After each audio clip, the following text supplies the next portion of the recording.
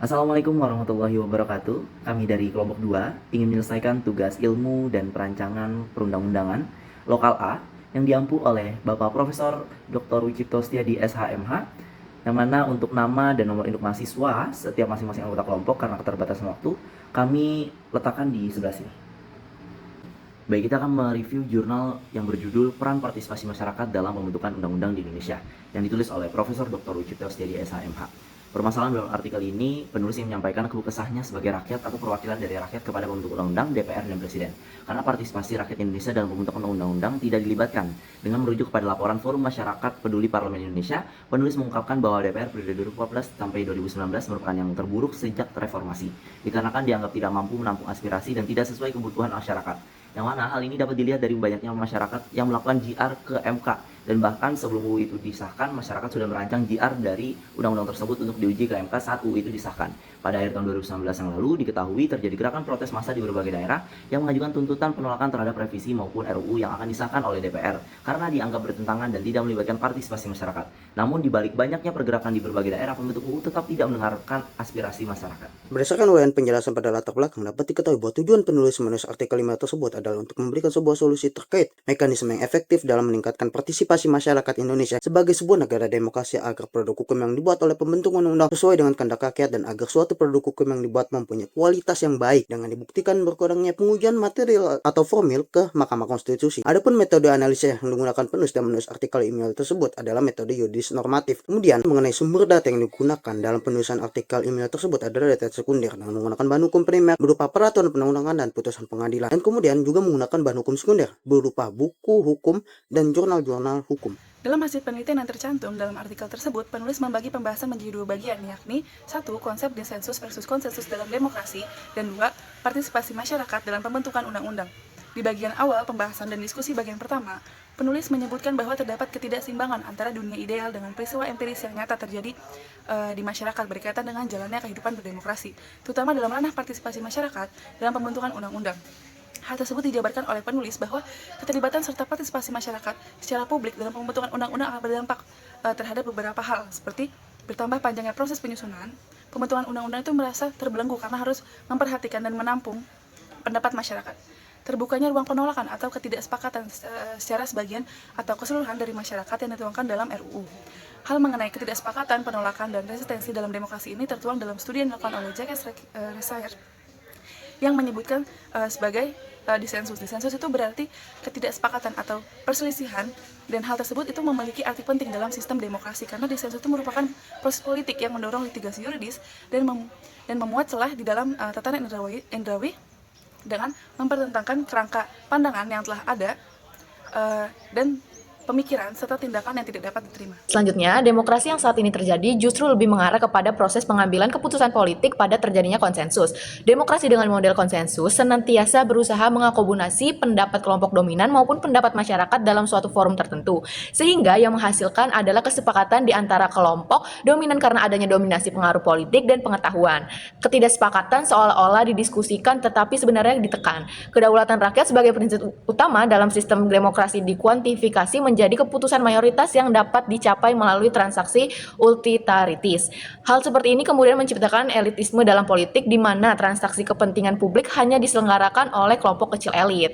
Kemudian, di bagian kedua, penulis membahas tentang bagaimana cerminan dari partisipasi masyarakat dalam pembentukan undang-undang dalam undang-undang yang mengatur serta kenyataan di masyarakat. Penulis memasukkan anak tangga partisipasi warga negara dari Arstenin yang disederhanakan oleh Perwanto, dimulai dari urutan teratas, yakni kontrol oleh warga negara, pendelegasian wewenang, dan kemitraan yang masuk ke bagian partisipasi publik, konsesi, konsultasi, pemberian informasi yang masuk ke bagian partisipasi simbolik, terapi, dan manipulasi yang masuk ke bagian tidak adanya partisipasi masyarakat itu sendiri.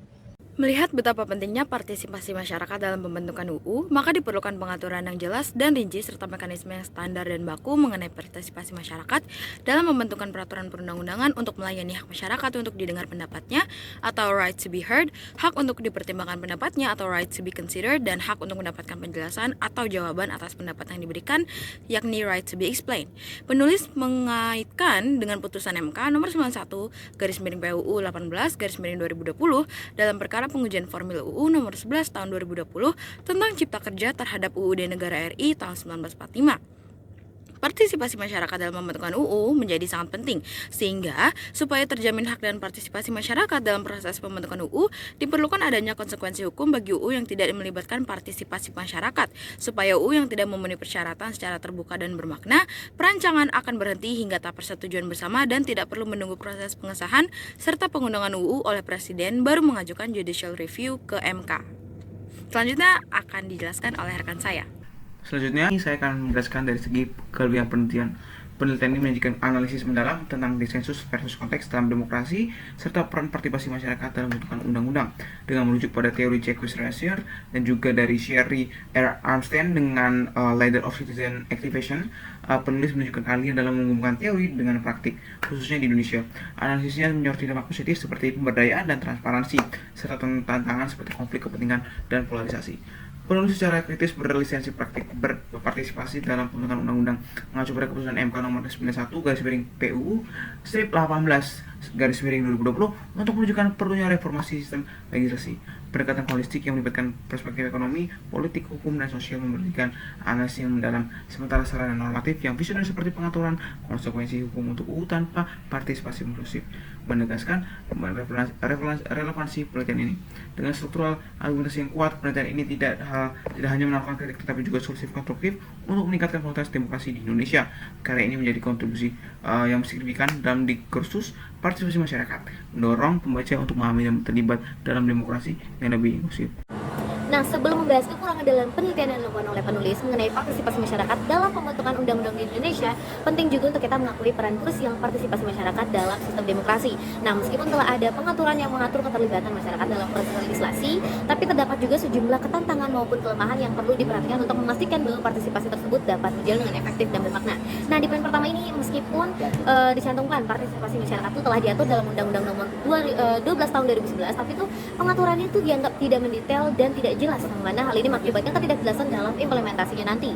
Nah, hal ini berpotensi membuat masyarakat kesulitan untuk memahami cara berpartisipasi secara efektif dalam proses legislasi. Di poin kedua, pelibatan masyarakat seringkali juga dianggap memperpanjang proses penyelesaian undang-undang. Nah, penelitian ini tidak memberikan solusi konkret untuk mengatasi potensi keterlambatan dari masalah tersebut, sehingga kan menimbulkan pertanyaan tentang bagaimana menjaga efisiensi sambil tetap melibatkan masyarakat. Lalu di poin ketiga, terdapat ketidaksesuaian antara pendapat publik dan juga pandangan dari pembentuk undang-undang. Nah, sekali lagi penelitian ini tidak membahas secara mendalam bagaimana menyelaraskan perbedaan ini atau cara mengakomodasikan aspirasi masyarakat lebih baik.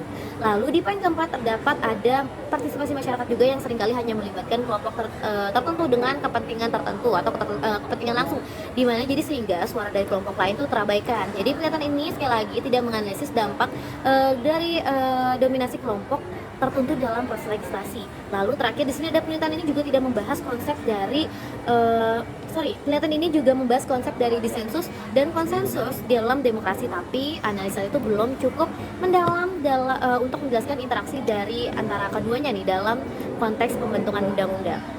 Saran kami dalam artikel ini yaitu 1. Pada poin B, konsep dissensus versus konsensus seharusnya ditautkan beberapa poin representasi masyarakat yang memberikan output yang baik untuk kebijakan publik. Kedua, dalam artikel terdapat kata sumber. Sebaiknya kata tersebut ditegaskan maknanya supaya memungkinkan pembaca dari berbagai latar belakang langsung mengerti akan maknanya. Yang ketiga, mencantumkan untuk memilih cara berdemonstrasi untuk meluapkan aspirasi masyarakat akibat undang-undang yang disahkan dianggap menyengsarakan masyarakat. Demonstrasi dilakukan dengan tertib, damai, dan sesuai dengan aturan. Yang keempat, menyebutkan tentang kriteria masyarakat seperti apa yang dapat hadir atau dihadirkan untuk menyampaikan aspirasinya di hadapan perancangan peraturan perundang-undangan atau rapat dengar pendapat supaya nantinya aspirasi diakomodir dalam suatu peraturan perundang-undangan. Contohnya seperti masyarakat adat, pemuka agama, atau lain-lainnya. Yang kelima, dapat pula dilakukan dengan cara meminimalisir proses birokrasi yang berbelit-belit dalam pemerintahan, termasuk dalam hal legislasi undang-undang supaya masyarakat bisa hadir menyuarakan pendapatnya dan aspirasinya. Yang keenam, dalam artikel terdapat menuliskan sedikit hal mengenai percepatan program legislasi nasional, jadi aspirasi masyarakat diakomodir dalam undang-undang, dimasukkan dalam prolegnas agar didahulukan dan disegerakan diundang-undangkan.